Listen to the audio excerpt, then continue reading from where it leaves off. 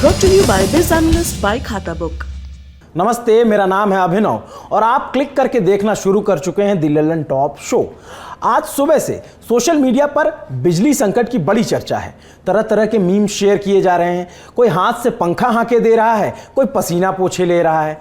मन की व्यथा को तरह तरह से पेश करने के अद्भुत तरीके दिखे, मगर हंसी मजाक से तर बिजली संकट गंभीर विषय बन गया है। बिजली का दिन में कई बार आना, कई बार जाना सिर्फ एक राज्यों तक सीमित नहीं रहा।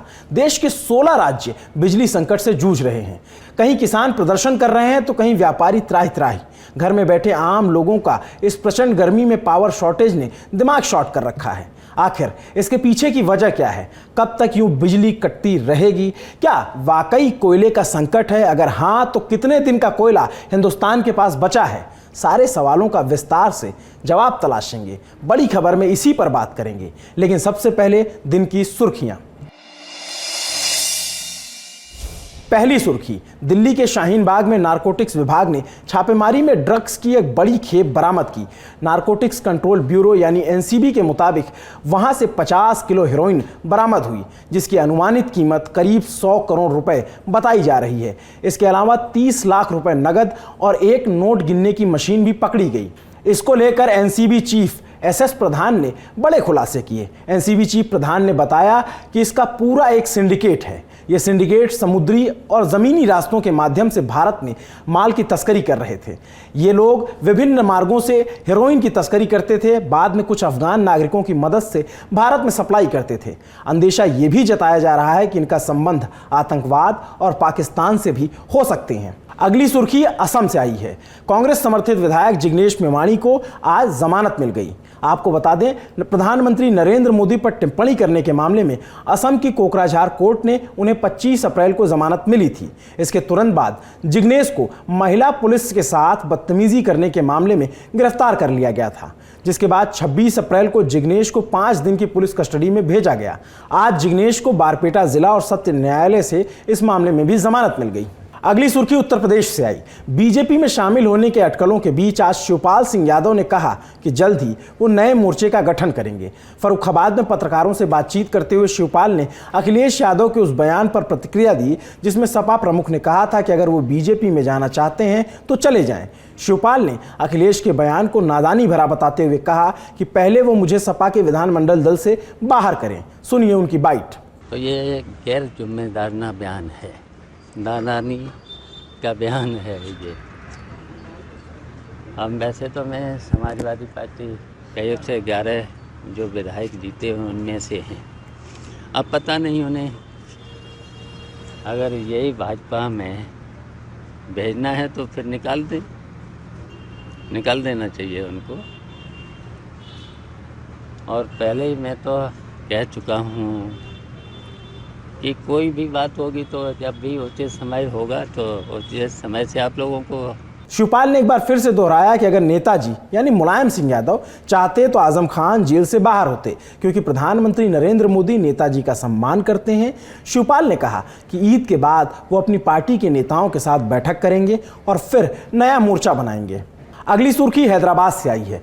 हैदराबाद से लोकसभा सांसद और एआईएमआईएम के मुखिया असदुद्दीन ओवैसी ने देश भर में हुई सांप्रदायिक हिंसा को लेकर बीजेपी पर निशाना साधा। उन्होंने बुलडोजर से लोगों के घरों और दुकानों को गिराए जाने पर सरकार को घेरा। ओवैसी ने कहा कि वो किसी के जुल्म से डरने वाले नहीं हैं। सुनिए। मुसलमानों से कहा जा रहा है कि इनका सामाजिक बायकॉट करो। जालिमों, तुमने कोशिश कर ली 1400 साल पहले, तुम उस वक्त कामयाब नहीं हुए, अभी भी नहीं होगे इंशाअल्लाह।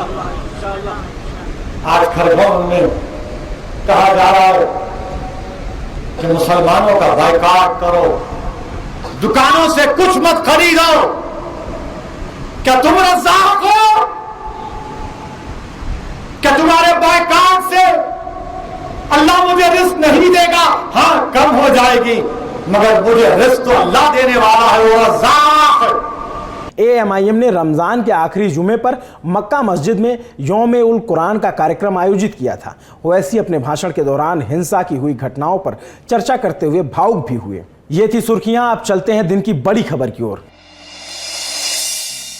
जब दिन में लाइट कई बार आने जाने लगे, जब कोयला लदी मालगाड़ी को रास्ता देने के लिए पैसेंजर ट्रेनें रद्द की जाने लगे, जब जनता के साथ साथ नेता विधायक सरकार को पत्र लिखने लगे और जब देश की राजधानी दिल्ली तक में बत्ती गुल होने का खतरा मंडराने लगे, तब क्या ये मान लेना चाहिए कि वाकई भारत बिजली संकट से गुजर रहा है? ये सवाल आज की परिस्थितियों से उपजे हैं। यूपी, एमपी, झारखंड, जम्मू कश्मीर, राजस्थान, हरियाणा, पंजाब सरीखे कुल 16 राज्यों में बिजली की कटौती बढ़ गई है। गांव में 10-10 घंटे तो शहर और जिला मुख्यालय में 4 से 6 घंटे बिजली काटी जा रही है। गर्मी का सीजन है, स्वाभाविक है डिमांड बढ़ी हुई है। 26 अप्रैल के ललन टॉप शो में हमने इसकी वजहों को टटोला था, मगर 3 दिन बाद अब संकट और गहरा हो चुका है। आज देश भर में बिजली पर प्रदर्शन और बयानों की झड़ी लग गई। चूंकि ये बुआई का मौसम है, मूंग की दाल और मक्के की फसल और धान की बुआई हो रही है। अगर बिजली की आपूर्ति नहीं हुई तो सिंचाई में बाधा होगी और ऐसा हुआ तो फसलों में देरी और खराब होने का खतरा। पंजाब के फरीदकोट में इसीलिए बिजली कटौती की वजह से किसानों ने नेशनल हाईवे को जाम कर दिया। बठिंडा में भी किसान थर्मल प्लांट के पास नेशनल हाईवे पर बैठ गए। चंडीगढ़ में किसान यूनियन सिद्धूपुर के किसानों ने NH7 को जाम कर दिया। अमृतसर में तो किसानों ने आप सरकार में बिजली मंत्री हरभजन सिंह के घर का घेराव कर लिया। मंत्री के खिलाफ मुर्दाबाद के नारे लगे। गुरुवार को पंजाब में 7,500 मेगावाट की अधिकतम मांग के मुकाबले उपलब्धता बिजली की केवल 4,400 मेगावाट की रही। पावरकॉम के महंगे दाम से बाहर से बिजली खरीदी गई, लेकिन वो भी नाकाफी रही। उद्योगों की बिजली काटी गई, मगर फिर भी राज्य की जरूरत पूरी नहीं हो पाई, जिस वजह से अब किसान सड़कों पर हैं। अब सवाल यह है कि बिजली के लिए इस तरह से प्रदर्शन होते आखिरी बार आपने कब देखा था? पिछले साल ये खबर उड़ी थी कि कोयला खत्म होने वाला है, इतने दिन का कोयला बचा है, उतने दिन का कोयला बचा है, खूब चर्चा हुई। ऐसे तमाम प्रदर्शन तब भी नहीं हुए। इस बार परिस्थितियां थोड़ी चिंताजनक है, क्योंकि बाकी तो छोड़िए, राजधानी दिल्ली में भी दिनों दिन संकट गहराता जा रहा है। इसको लेकर दिल्ली के ऊर्जा मंत्री सत्येंद्र जैन ने पर्याप्त कोयला आपूर्ति के लिए केंद्र सरकार को आज एक पत्र लिखा है। इस पत्र में लिखा कि दादरी राष्ट्रीय राजधानी पावर स्टेशन और Feroze Gandhi Unchahar thermal power plant में बिजली आपूर्ति बाधित होने पर दिल्ली मेट्रो और अस्पतालों समेत कई जरूरी संसाधनों को 24 घंटे बिजली आपूर्ति में दिक्कत हो सकती है। पत्र में एक तरीके से अलार्मिंग सिचुएशन की बात कही गई। सत्येंद्र जैन की तरफ से प्रेस कॉन्फ्रेंस भी की गई। सुनिए और क्या कहा। देखिए, पूरे देश के अंदर कोयले की बहुत भयंकर कमी है और उसका सबसे बड़ा कारण है कि जो रेलवे के रैक हैं, जो ट्रेन होती हैं, वो अवेलेबिलिटी कम है और कोयले की कमी भी है। तो उसकी वजह से पूरे देश के अंदर जितने भी पावर प्लांट्स हैं उनके पास कोयले की बहुत गंभीर समस्या है। सर, आपने फिर खत में कहा था कि बिजली आपूर्ति में बाधा आ सकती है, मेट्रो, अस्पताल, तमाम चीजों को जोड़ा था। तो अभी कितना माने कि अभी बैकअप है या क्या? कोई बैकअप नहीं है। बिजली को स्टोर करके नहीं रखा जाता, बिजली डेली बनती है और बिजली के लिए जैसे कोयले से अगर बिजली बनती है तो कोयले का बैकअप होना चाहिए, जो कि नॉर्मल सर्कमस्टेंसेज में 21 दिन से ज्यादा होना चाहिए। आज काफी सारे प्लांट्स के ऊपर 1 दिन से भी कम का कोयला बचा है। दादरी और ऊंचाहार में कितने दिन का कोयला बचा है? लगभग 1 दिन का। परसों के बाद बिजली नहीं होगी? नहीं, मतलब डेली आ रहा है, डेली बन रही है, परंतु पावर प्लांट ऐसे काम नहीं करते हैं। उसके वर्क 21 दिन का कोयला होना चाहिए। 21 दिन का नहीं तो 14 दिन का हो, 14 दिन 7 दिन का तो हो, 1 दिन के ऊपर काम नहीं होता है। लेकिन सबसे बड़ी चीज आपने लिखा है कि मेट्रो और अस्पताल, ऐसे में अस्पतालों की क्या बैकअप पोजीशन? देखिएगा, ऐसा है, मैं बता दूं आपको, बिजली जो है बिजली पावर प्लांट में बनाई जाती है। पावर प्लांट में बिजली बनेगी। दिल्ली के पीपीएस हैं सबके साथ। आज तक हमने बिजली को संभाला हुआ है। अगर मान लो जिस पावर प्लांट में 24 घंटे की बिजली कोयला है, अगर वो कोयला खत्म हो गया तो बिजली बंद हो जाएगी। यहां सत्येंद्र जैन ने दावा किया कि दिल्ली को बिजली सप्लाई करने वाले कई प्लांट्स में सिर्फ 1 दिन का कोयला स्टॉक में बचा है। जी, सिर्फ 1 दिन का। हर रोज कोयला आता है, हर रोज बिजली बनती है। डर इस बात का है कि अगर किसी दिन आपूर्ति में देरी हुई तो बात बिगड़ सकती है।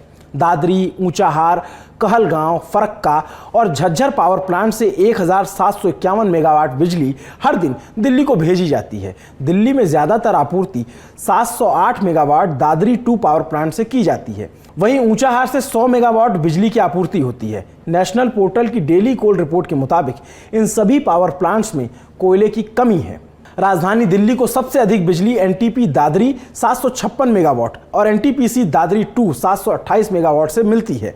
इसके बाद आता है झज्जर थर्मल पावर प्लांट, जहां से 693 मेगावाट बिजली की सप्लाई होती है। दिल्ली को बिजली देने वाले और भी हैं, शासन, एनटीपीसी रिहंद, एनटीपीसी सिंगरौली, कहलगांव जैसे तमाम केंद्रों से बिजली दिल्ली को सप्लाई होती है। इसके अलावा अन्य पावर प्लांट भी दिल्ली को बिजली देते हैं।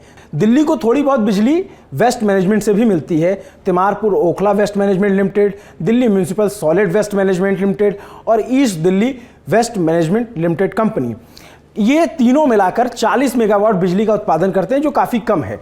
दिल्ली में अपना कोयले से चलने वाला कोई भी प्लांट नहीं है। यहाँ 3 हाइड्रो इलेक्ट्रिक प्लांट हैं जो गैस से चलते हैं। इन तीनों की कैपेसिटी रोजाना 1900 मेगावाट की है, लेकिन अभी 1300 मेगावाट ही प्रोडक्शन हो पा रहा है, जबकि मांग पहली बार दिल्ली में 6000 मेगावाट तक पहुंच चुकी है। स्टेट लोड डिस्पैच सेंटर यानी एसएलडीसी के अनुसार बुधवार को मांग 5769 मेगावाट थी, जो गुरुवार के मुकाबले 3.7% ज़्यादा थी। माने जैसे जैसे गर्मी बढ़ेगी वैसे वैसे खपत भी बढ़ती जाएगी। यहाँ हम ये बात बिल्कुल क्लियर कर देना चाहते हैं कि देश के खदानों में कोयले की कोई कमी नहीं है, उस कोयले को पावर प्लांट तक पहुंचाए जाने की कमी है। इसी बात की शिकायत राजस्थान के मुख्यमंत्री अशोक गहलोत ने भी की। उन्होंने ट्विटर पर पूरा थ्रेड लिख डाला। क्या लिखा?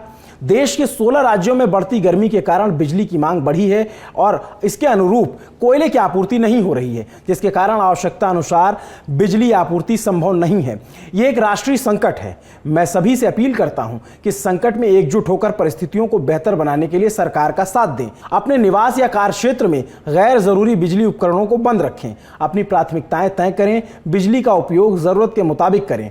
राजस्थान के प्रदेश भाजपा बिजली घरों पर प्रदर्शन कर इस संकट में चुनौतीपूर्ण कार्य कर रहे हैं। बिजली कर्मचारियों को परेशान कर उन पर दबाव बनाने का काम कर रहे हैं। मैं उनसे पूछना चाहूंगा कि राज्यों को कोयला उपलब्ध करवाने का काम केंद्र सरकार का है। क्या प्रदेश भाजपा का दिशाहीन नेतृत्व केंद्र सरकार से इस बारे में सवाल पूछेगा कि वो मांग के अनुसार कोयला उपलब्ध करवाने में सक्षम क्यों नहीं है, जिसके कारण 16 राज्यों में बिजली की कटौती की नौबत आ गई है। सीएम गहलोत ने केंद्र सरकार पर निशाना साधा तो जवाब केंद्र की तरफ से भी आया। सुनिए ऊर्जा राज्य मंत्री कृष्णपाल गुर्जर ने क्या कहा। देखिए अभी देखिए वहाँ पर जैसे हरियाणा को ही लीजिए आप, हरियाणा में पूरा जितना बिजली बन रहा है वो बन रहा है, आज भी बन रहा है। लेकिन जैसे दूसरे प्राइवेट सेक्टर से जो बिजली लेते थे उनसे कोई फाइनेंशियल क्राइसिस है, उस पर बातचीत चल रही है, बहुत जल्दी उसका समाधान हो जाएगा। और कोल की अभी हमारे पास उसका भरपूर स्टॉक है और डेली जितना हमको चाहिए वो आ भी रहा है, तो इसलिए ज़्यादा क्राइसिस नहीं आने वाला है। और ये ज़्यादा मैं समझता हूँ उसको ज़्यादा तरह से उसको प्रचार ज़्यादा हो रहा है। मंत्री कृष्णपाल गुर्जर क्राइसिस की बात को स्वीकार रहे हैं, मगर राज्यों के रवैये पर सवाल भी उठा रहे हैं। बिजली संकट हो तो राजनीति भी इस पर बड़ी दुर्लभ हो गई है। राजस्थान में बिजली कटौती हुई तो राजस्थान के बीजेपी नेताओं ने फतेहपुर शेखावटी में कांग्रेस सरकार के खिलाफ हाथ वाले पंखे लेकर विरोध प्रदर्शन किया। हमारी तरफ उसको बेना कहते हैं, उसे लेकर विरोध किया।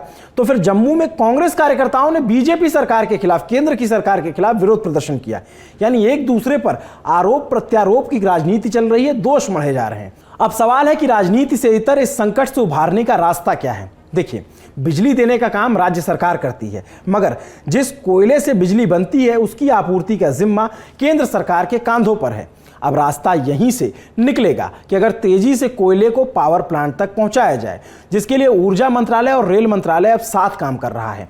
देश भर में 240 पैसेंजर ट्रेन कैंसिल कर दी गई हैं ताकि कोयला ले जा रही मालगाड़ी के रास्ते में कोई रुकावट न आए। इसके अलावा रेलवे अब 400 कोल रैक्स चला रहा है, जो अब तक का सर्वाधिक है। पिछले साल 347 कोल रैक्स चल रहे थे। पूर्व मध्य रेल रिड्यू मंडल, जिसे पहले मुगल सराय के नाम से जाना जाता था, उसकी बात करें तो इस डिवीजन में रोजाना 50 से 60 की संख्या में कोयले के रैक्स निकल रहे हैं। पूर्व मध्य रेल के दानापुर, धनबाद और दीनदयाल उपाध्याय रेल मंडल से होकर कोयले के रैक्स उत्तर प्रदेश और दूसरे राज्यों में अलग अलग जगहों पर पावर प्लांट तक पहुंच रहे हैं। यूं तो मालगाड़ी और पैसेंजर ट्रेनों की परिचालन की मॉनिटरिंग रेलवे लगातार करता है, लेकिन पावर प्लांट्स में कोयले के संकट को देखते हुए रेलवे इसे विशेष सतर्कता से देख रहा है। और ये जरूरी भी है, क्योंकि दैनिक भास्कर की खबर के मुताबिक कोल इंडिया ने भी स्वीकार किया है कि वो बिजली प्लांट्स को 16.4 लाख टन कोयले की सप्लाई कर रहा है, जबकि कोयले की मांग फिलवक्त 22 लाख टन तक पहुंच चुकी है। इस कोयला संकट पर कोल और माइंस मिनिस्टर प्रहलाद जोशी का भी बयान आया है। सुनिए वो क्या कह रहे हैं। कहना चाहता हूँ जो गैस बेस्ड पावर प्लांट था वो भी बंद हो गया है, इम्पोर्टेड प्राइस बढ़ गया, इसलिए कोई इम्पोर्टेड प्लांट भी पूरा कैपेसिटी से नहीं चल रहा था। अभी पावर मिनिस्ट्री उसको चलाने के लिए अभी भी डायरेक्शन देके शुरू कर दिया है और डिमांड भी बढ़ गया है क्योंकि देश का और प्रदेश का भी इकोनॉमी अच्छी तरह से पकड़ गई। इसलिए जहां हम 3.3 बिलियन 3.2 बिलियन करते थे वो 3.5 बिलियन पर डे यूनिट गए हैं। इसलिए लेकिन हमारे आज भी 21-22 million tonne thermal power plants में है, एवरेज मैं बता रहा हूँ, और 72 मिलियन टन कोल इंडिया और जो कैप्टिव वगैरह वगैरह है उधर है, वो 10 दिन का है। इसीलिए थोड़ा कुछ लोग बहुत शॉर्ट है बोलते हैं, शॉर्टेज है ऐसे बोलते हैं, लेकिन रिप्लेनिशमेंट कंटिन्यूअसली होता रहेगा। We are replacing stock every day on daily day to day basis. यहां ध्यान देने वाली बात यह है कि स्टॉक में सिर्फ 10 दिन का ही कोयला बचा है, मगर उम्मीद है कि मालगाड़ियों के जरिए आपूर्ति तेज होने से स्थिति में सुधार की गुंजाइश है। 10 दिन का कोयला बचा, इसका मतलब यह नहीं है कि 10 ही दिन चलेगा, बराबर कोयला पहुंचता रहता है और रिफिल होता रहता है, यानी रोज बिजली बनती है और रोज कोयले की खपत होती है और कोयला पीछे से पहुंचाया जाता है। इस हिसाब से 10 दिन भी मंत्री जी की माने तो ठीक है, आगे धीरे धीरे इस स्थिति को सुधार लिया जाएगा। अब बात दिन की दूसरी बड़ी खबर की, जो पंजाब के पटियाला से है, जहां से शिवसेना और खालिस्तान समर्थकों के बीच झड़प की खबर आई।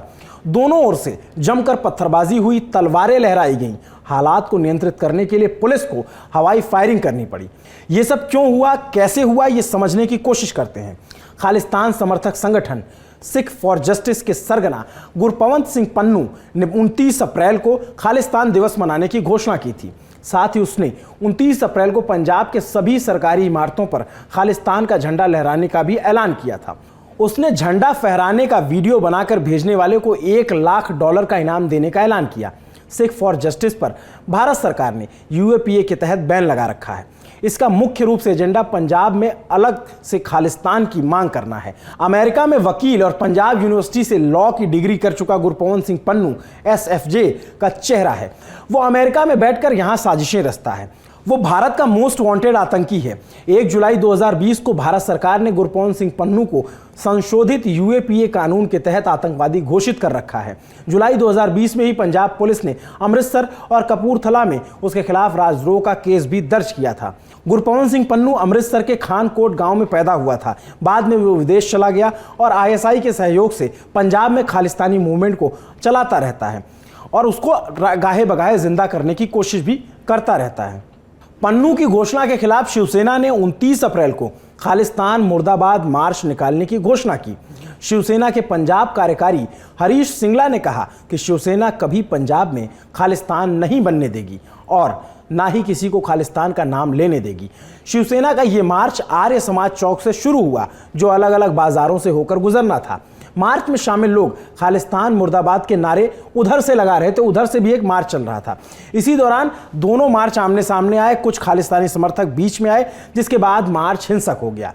एक तरफ से जय श्री राम के नारे तो दूसरी तरफ से खालिस्तान जिंदाबाद के नारे लगे। जी, खालिस्तान जिंदाबाद के नारे लगे।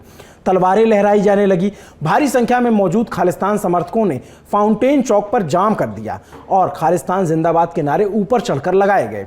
लीला भवन चौक पर कृपाण फेंके जाने से एक SHO को चोट भी आई है। पटियाला के SSP के मुताबिक 2 पुलिसकर्मियों और 2 नागरिकों को इस झड़प में चोट लगी है, घायल हुए। हालात को नियंत्रण में करने के लिए पुलिस को हवाई फायर भी करना पड़ा।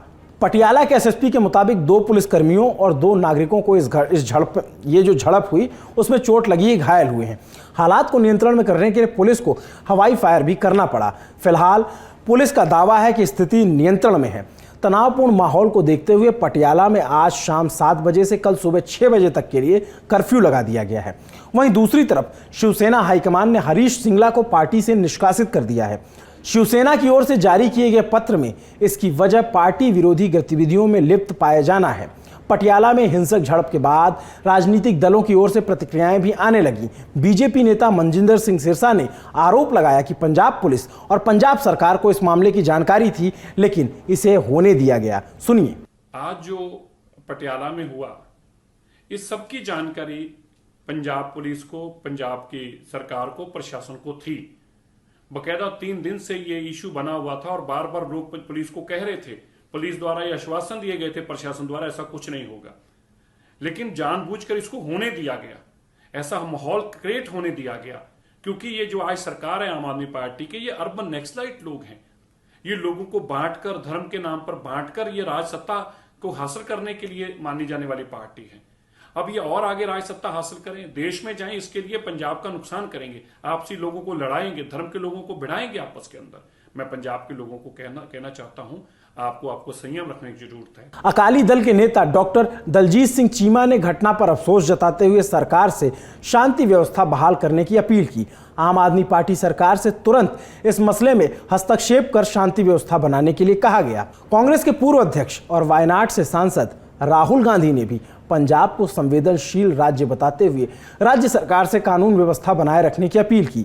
एक ट्वीट कर उन्होंने लिखा कि पटियाला के दृश्य विचलित करने वाले हैं। मैं दोहराता हूं, पंजाब जैसे संवेदनशील सीमावर्ती राज्य में शांति और सद्भाव सबसे जरूरी है, यह प्रयोग करने की जगह नहीं है।